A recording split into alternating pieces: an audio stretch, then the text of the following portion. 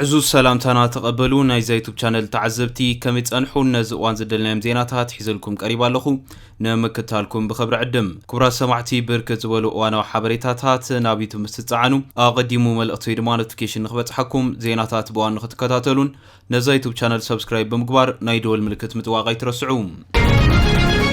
بفلمام دحر ترامب شي جينبينغن فلاديمير بوتينن اب بيجينغ تراقبهم بريزيدنت روسيا فلاديمير بوتين دحر عدت بريزيدنت امريكا دونالد جي ترامب دحر حيدت معاتات مس شي جينبينغ اب بيجينغ اب زكاد وعلى ترقيبهم زي اب زعامت ناي بوتين ناي مجمرتا ناي وصا مبصحيوم تشاينا نتا اناته نصلت تخيد زلا روسيا كساب كندي وسانيت كم زخونتون زنصبارقيو تباهيللهم شين بوتينن كاب لعلي عيسرا قداموت سممعات فريمو مالوم شين بوتينن امونغو تشاينا روسيا زولو استراتيجيكاو موحد زياده نمحيالن كمون سناي غربتنان محزنتاو متحبار معماق زبل حبراو سممعات فريمو مالوم حج دما اب كالوت تفلالي غدات انتلاي اب سممعات متحبار نقدن تكنولوجين زملكات توساخي 10 سندات كفرمون تصبيت تغيرلو مالوم بريزيدنت شي جينبينغن فلاديمير بوتينن زحلف مسكرم ابتيان امن ادباباي بيجينغ ناتزاورو بزعما عدمه دق سب زناو حلو تخولتات كعللو تسميع منيرمم ازي تثبيت زي تغبرلو علال ازوم كلته مرحتي زلوم ركب كساب كندي سورز سدد مخانو زرئيوم بوتين ابزو سمونا بيجينغ مملاسو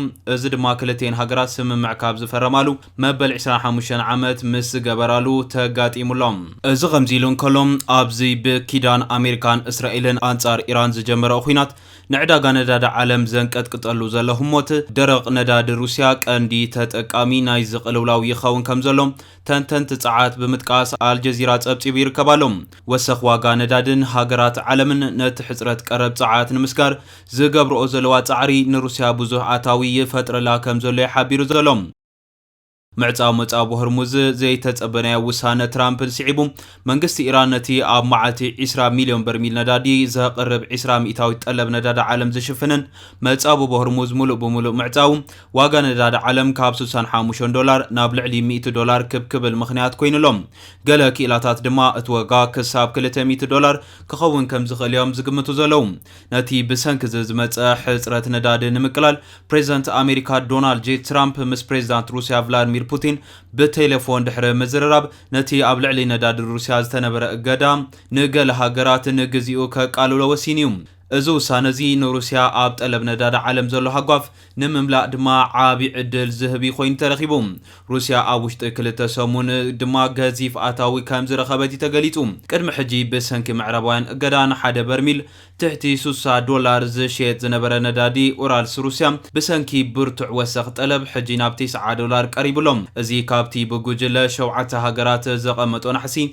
واغا دما ازيو زل عليهم تكالات مرمر صعات كم زحبروم ابز حلفور حلكاتيت اتخوينات كابز زازم ابتن قداموت كلته سمونات روسيا توساخي 672 مليون يورو 777 مليون دولار رخيبالم مزن باله مرخب عبيتي عدكتن سيعبو دما هند نداد روسيا كتغزه كمينستر فاينانس امريكا فولي فقاد سلازرخبت قدم حجينا بچاينا زغعزا زنبرا بزحات مرخب نداد روسيا حجينا ودبات هندي يزاورا خمزلواي تغليص زلوم ابزوان زي قند عدكت نداد روسيا هندن چاينان كونان كلوا تركون دحرمت قعتي امدبرات غاز ايران زغاطما حصرت صعت نمقلال نداد روسيا ببزح تعدغالام بتوسخ روسيا شادو فليت زبالا زي تمزغبا ارغيت مرخب تتقيما بحبو ندادي ناب سفرالي هاغرات اسيا تغعز كمزلايو تغليص زلوم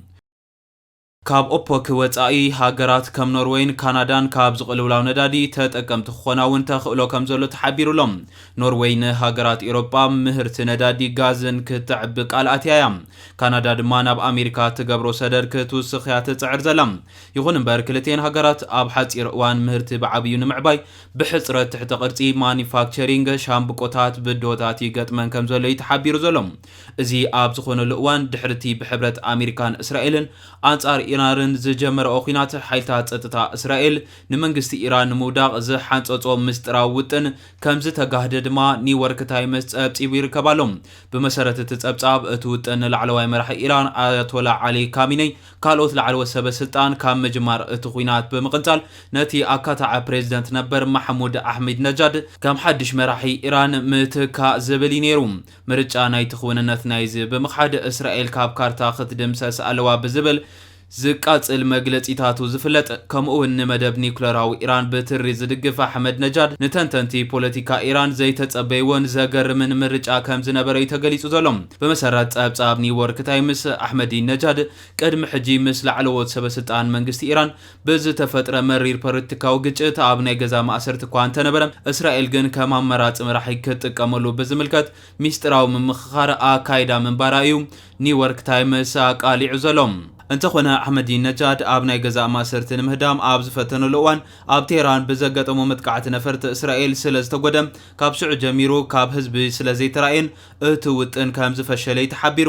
ቀዳማይ ምዕራፍ ናይቲ ብዙሕ ሸነኻት ዘለዎ ኩናት እስራኤልን ኣሜሪካን ኣብ ልዕሊ መራሕቲ ኢራን ዝፈጸሞ መጥቃዕቲ ነፈርትን ምውፋር ተዋጋእቲ ኩርዳውያንን ኣንጻር ኢራን እኳ እንተነበረ ወራር ኩርዳውያን ግን ኣይተዓወተን። ይኹን እምበር ብሰንኪ ኣብ እስራኤል ዘለዎ ፖለቲካዊ ጸቕጥን ምዕናው ዓበይቲ ትሕተ ቅርጽን ገዛእ ደርቢ ኢራን ሙሉእ ብሙሉእ ክፈርሲዩ ዘድልየና ኣማራጺ መንግስቲ ስልጣን ክሕዝዩ ዝብል እውን ተኣሚነናሉ ከም ዝነበረ እዩ ተገሊጹ ዘሎ። እዚ ኣብ ዝኾነሉ እዋን ድማ ፕሬዚዳንት ሚኒስትሪ ጉዳያት ወፃኢ ኢራን ዓባስ ዓራግቺ እስራኤልን ኣሜሪካን ኣብዚ ሕጂ እዋን ንኩናት ይዳልዋ ከም ዘለዋ ንፈልጥ ኢና ድሕሪ ምባሎም ከምቲ ዝበልኦ ኣብ ልዕሊ ኢራን እንተደኣ ወራር ከፊተን ካብ ኢራን ኣዝዩ ከቢድን ዝተፈለየን ተራእዩ ዘይፈልጥ መጥቃዕትን ክጽበየን ክብሉ ኣጠንቂቖም ኣለዉ። እዚ ከምዚ ኢሉ እንከሎ ፕሬዚዳንት ኣሜሪካ ዶናልድ ጄ ትራምፕ ሎም ለይቲ ኣብ ዛቦ መግለጺ ኢራን ክሳብ ዝመጽእ ዓርብን ቀዳምን ጥራሕ ክጽበያ ክብሉ ተሰሚዖም ኣለዉ። ኣብዞም ክልተ መዓልታት ውሽጢ ውሳና እንተዘይደኣ ኣፍሊጣ ቀዳም ምሸት ከቢድ ኩናት ክውላዕዩ ክብልዮም ኣፈራሪሖም ዝርከቡ ዘለዉ። ናብቲ ኻሊእ ዜና ምስ ንሰግር ኣርሴናላውያን ን22 ዓመታት ድሕሪ ምጽባዮም ንዓወቶም ይጽንብልዋ ኣለዉ። እዞም ዝሓለፉ 22 ዓመታት ንተጻወትን ደገፍትን ኣርሴናል ቀለልቲ ዓመታት ከም ዘይነበራ እዩ ዝግለጽ። ብዙሕ ግዜ ካልእቲ እናወጸት ሰኽራም ገዝኦ ኣይጠፈን እዩ እናተባህሉ ካልኣይ እምበር ቀዳማይ ምውፃእ ናቶም ከም ዘይኮነ ከም ዝተባጨበሎም ይሕበር።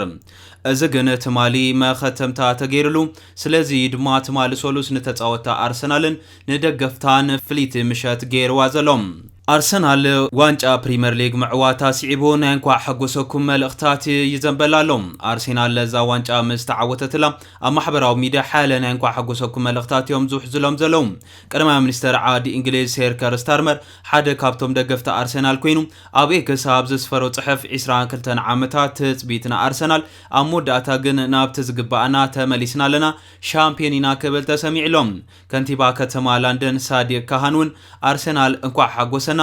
ኣርሴናል ን22 ዓመታት ተሰሪሓ ኣብ ኣስታት 10 ዓመታት እታ ቀዳመይቲ ካብ ለንደን ነዚ ዋንጫ ክትዕወተሉ ዝኽኣለት ጋንታ ኮይናላ ኢሉ። 7 ግዜ ኣብ ውድድር ፎርሙላ 1 ሻምፒዮን ክኸውን ዝኽኣለ ሉዊስ ሃሚልቶን ኣብ ኢንስታግራም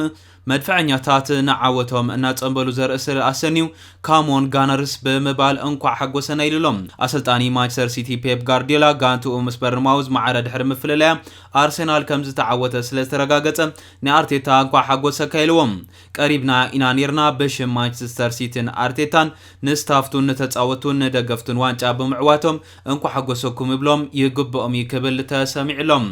እዚ ከምዚ ኢሉ እንከሎ ዕጫ መጻረይ ዋንጫ ኣፍሪካ ዕላው ዝኾነ ኮይኑ ኤርትራ ዕድል ከም ዘይጠዓማዩ እናተገለጸ ዝርከብ ዘሎ። ድሕሪ 18 ዓመታት ናብ መጻረይ ዋንጫ ኣፍሪካ ዝኣተወት ሃገራዊት ጋንታ ኤርትራ ትማሊ ኣብ ዝወደቐ ዕጫ መጻረይ ዋንጫ ኣፍሪካ 2027 ኣብ ምድብ 4 ምስ ሃገራውያን ጋንታታት ደቡብ ኣፍሪካን ጊኒን ኬንያን በፂሕዋ እዩ።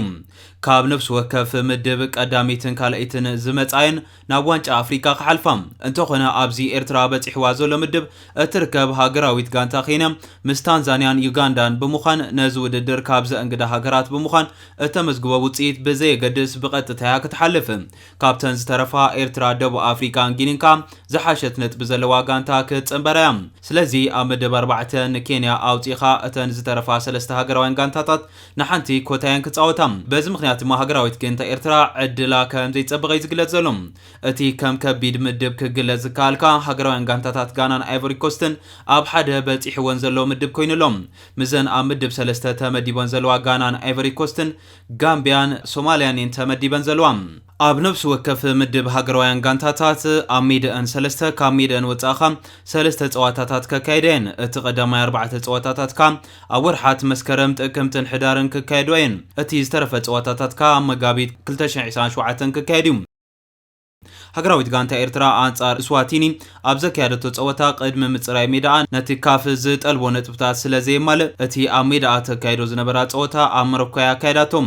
ንእስዋቲኒ ኣብ ሞሮኮ ኣብ እስዋቲኒ ኣብ ክልቲኡ ብምስዓር ብድምር 4-1 ተዓዊታ ናብ ዝመጻረይ ዋንጫ ኣፍሪካ ሓሊፋ ዘላ ኣትካዓይ ሃገራዊት ጋንታ ኤርትራ አሊ ስሌማን ኣብ ልዕሊ እስዋቲኒ 3 ሽቶታት ብምዝጋብ ክደምቕ ኪኢሉ እዩ ብፍላይ እታ ኣብ ሜዳ እስዋቲኒ በአክሮባት ዘመዝጋባ ሽቶ ኣብ ታሪክታ ዝበለጸት ሽቶ ምዃና ባዕሉ ክዛረብ ተሰሚዑ እንተኾነ ካብቶም ናው እስዋቲኒ ዝኸዱ ኣባላት ሃገራዊት ጋንታ ኤርትራ እቶም 7 ኣብ እስዋቲኒ ዕቁባ ብምሕታቶም ነታ ሃገራዊት ጋንታ ኤርትራ ዓቢ ሃጓፍ ክፈጥረላ ይኽእል እዩ ሃገራዊት ጋንታ ኢትዮጵያ ኣብ ምድብ 10 ምስ ሴኔጋልን ሞዛምቢክን ሱዳንን በፂሕዋ ይርከባሉ ናብቲ ናይ መወዳእታ ዜና ምስ ንሰግር ሰራዊት ሱዳን ኣብ ዶብ ኢትዮጵያ ክልተ ተወሳኺ ስትራቴጂካዊ ቦታታት ተቆጻጺሩሎም ሰራዊት ሱዳን ኣብ ዞባ ቡሉ ናይል ጥቓ ዶብ ኢትዮጵያ ዝርከብ ክልተ ተወሳኺ ስትራቴጂያውያን ቦታታት ዳግማይ ኣብ ትሕቲ ቁጽጽሩ ከም ዘእተወ ተገሊጹ ሰራዊት ሱዳን ነዚ ዓወት ዝረኸበ ምስ ሓይልታት ቁልጡፍ ደገፍ RSFን ብዓብደላዚ አልሕሉ ዝምራሕ ምንቅስቓስ ሓርነት ህዝቢ ሰሜን ሱዳን ንልዕሊ ሒደት መዓልታት ዝቐጸለ ብርቱዕ ውግእ ድሕሪ ምክያድ እዩ ነዚ ከባቢታት ተቆጻጺርዎ ከም ዘሎ ተሓቢሩ ዘሎም ባርከስ ኩብራት ተዓዘብቲ ነዚ እዋን ዝደልናዮ ሓበሬታ ዝመስል ነይሩ ብኻሊእ ዜና እስካዕ ንረኸብ ሰላም